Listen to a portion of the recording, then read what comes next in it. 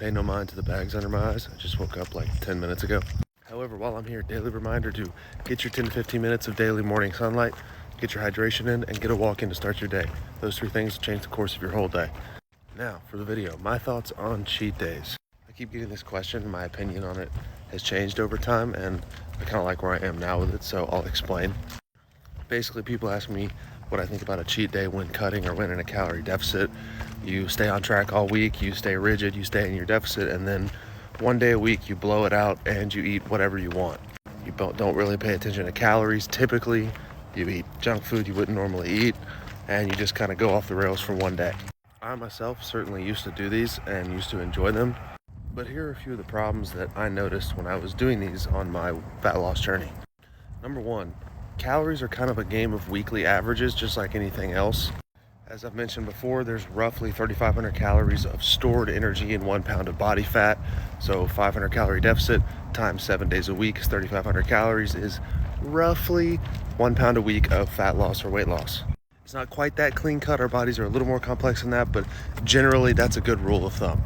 So let's say you crush it all week and you're in a 500 calorie deficit for 6 days, and then on Sunday you decide to blow it out and have a cheat day and you have 5,000 calories, which let's say is 2,000 calories more than you need to maintain your weight.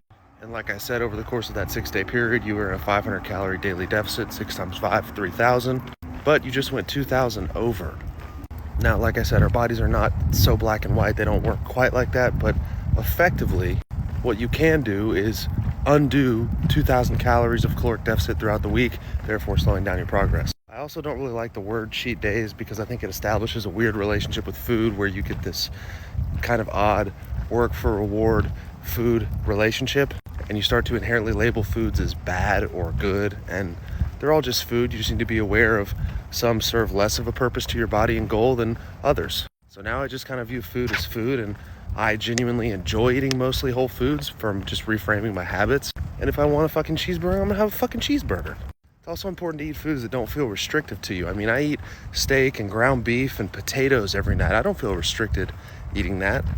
There's also the facet of cheat meals that when you finish a 6,000, 7,000, some people 8,000 calorie day, the next day you're so bloated and you feel heavy and you feel gross, and it really starts to screw with your head because you look so different because you're retaining all this water and the scale's up because you ate so much food and you are heavier from what's in your stomach.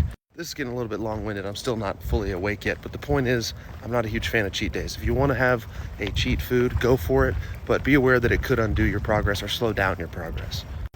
That's all. Have a good day. Get your morning sunlight.